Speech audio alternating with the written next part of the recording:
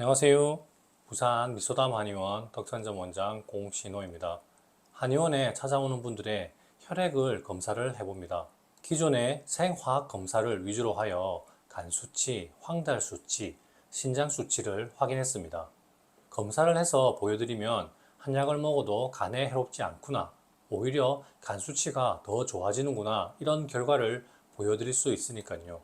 그런데 혈액 검사라고 해서 생화학 검사만 있는 것은 아닙니다. 호르몬 검사나 CBC 검사를 할 수도 있습니다. 오늘 말씀드릴 내용은 CBC 검사, 전혈구 검사에 대한 내용입니다. CBC 검사는 백혈구, 적혈구, 혈소판의 숫자나 상태를 검사하는 것입니다. 그럼 왜 이런 검사를 하느냐? 악성 질환이나 다른 위험한 질환을 검사할 수 있기 때문입니다. 하지만 요즘 한국 사회는 의료 시스템의 발전으로 건강검진도 잘 이루어지고 있기 때문에 이런 병 때문에 한의원에 찾아오는 분들이 드문 편입니다. 그래서 제가 집중하는 분들은 CBC 검사를 했더니 정상 수치 범위에 있으면서 병은 아니라고 하지만 여러 가지 불편한 증상이 있어서 힘들어하는 분들을 대상으로 합니다.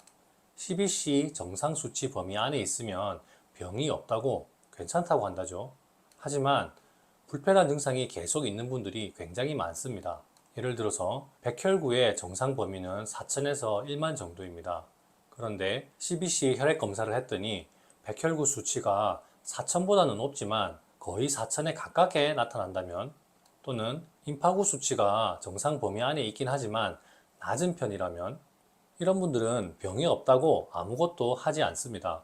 하지만 이런 분들이 만성적인 피로감을 호소한다거나 계속 감기에 걸린다거나 방광염이나 대상포진 같은 병이 계속해서 재발하면서 힘들어한다면, 그렇다면 약간 낮은 수치를 보이는 것을 허약 상태, 면역력 저하의 상태로 해석하고 치료 방향을 결정하는 데 활용할 수 있습니다.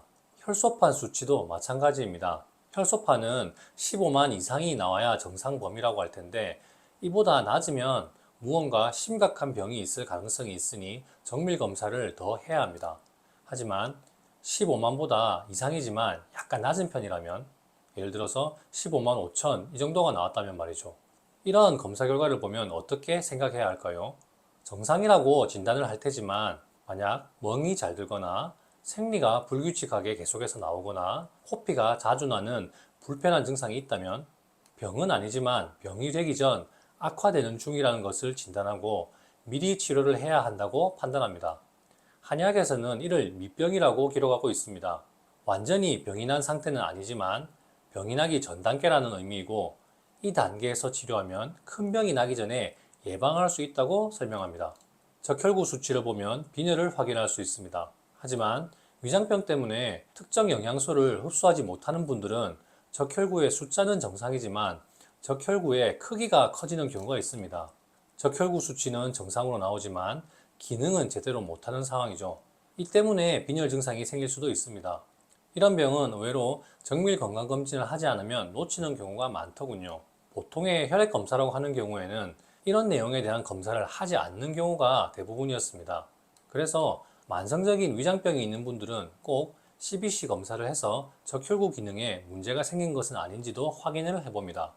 HB 수치는 빈혈을 확인할 수 있습니다. 앞서 적혈구 기능 이상으로 빈혈 증상이 생길 수 있다고 말씀드린 것처럼 기능의 문제가 아니라 양의 부족으로 빈혈이 생길 수도 있습니다. 빈혈 수치는 흔하게 검사를 하기 때문에 이 수치가 절대적으로 낮은 것 때문에 한의원에 찾아오는 분들은 거의 없습니다. HB 수치가 많이 낮은 것도 아니라서 빈혈도 아닌데 어지럼증이 있다면서 한의원에 찾아오는 분들이 있습니다. 이런 경우 혈액 부족 때문에 생긴 빈혈이 아니라 담적과 관련하여 생긴 어지럼증일 가능성이 있습니다. 위장병은 없는지, 이명 증상은 없는지, 소변은 개운하게 나오는지, 부종은 없는지, 담적과 관련하여 나타날 수 있는 병적 증상에 대해서 확인을 해보고 치료 방향을 결정합니다. 배를 진찰해보고 단단하게 굳어있는 부위가 있다면 담적 관련이 많은 것으로 해석할 수 있습니다. 이런 분들이 정말 많습니다. HB 수치는 약간 낮은 편이지만 유난히 빈혈 증상이 심하게 나타나는 경우도 있습니다. 이 수치가 많이 낮은 것은 아니라서 빈혈이라고 진단을 하지 않기 때문에 약도 주지 않는 경우가 많더군요. 이런 분들이 다른 치료 방법을 찾아서 한의원에 찾아오기도 합니다. 진찰을 해서 혈어증에 해당하는 특징들이 있다면 보혈하는 효능이 있는 한약을 처방해서 치료하면 증상이 개선될 때가 많더군요. 불편한 증상은 있는데 약이 없어서 답답해 했는데 치료를 했더니 좋아지는 것을 보면 이런 분들도 미병에 해당하는 상태였을 것이라 생각합니다. 이와는 반대로 빈혈 진단을 받고 철분제를 복용해서 많이 회복된 상태이지만 완전히 좋아지지 않고 후유증처럼 빈혈 증상이 남아있는 분들도 있습니다. HB 수치는 많이 회복되는데 여전히 빈혈 증상 때문에 불편하다거나 증상은 많이 회복되었는데 HB 수치가 일정 수치 이상으로 회복되지 않는 것이 고민이라고 말씀을 합니다. 이런 분들에게도 보혈약을 처방해서 치료하면 좋은 효과를 볼 수 있습니다. 그래서 한의원에 온 분들을 진찰할 때 혈액 검사를 하면서 백혈구, 적혈구, 혈소판에 대한 정보를 얻기 위해서 CBC 검사를 꼭 같이 해봅니다. 한의원에서 혈액 검사를 한다고 하면 낯설어하는 분들이 있습니다. 한의학도 점차 발전하면서 진료에 도움이 되는 방법이 있으면 적극적으로 활용하고 있습니다. 기질적으로 혹이 생기고 돌이 생겨서 막힌 병보다 기능적 이상 상태가 훨씬 더 치료하기 쉬운 편입니다. 기능적 이상이 생기면서 불편한 증상이 있는 분들의 혈액을 검사하면 이를 반영해서 특정 수치가 상승하거나 저하되는 경우가 많거든요. 병이라고 할 정도로 많이 높거나 낮은 것은 아니라 정상 범위이긴 하지만 약간 높거나 낮은 수치를 보이는 경우에도 말이죠. 이런 분들은 불편한 증상이 있지만 아무런 대책이 없어서 힘들어하는 분들이 많았습니다.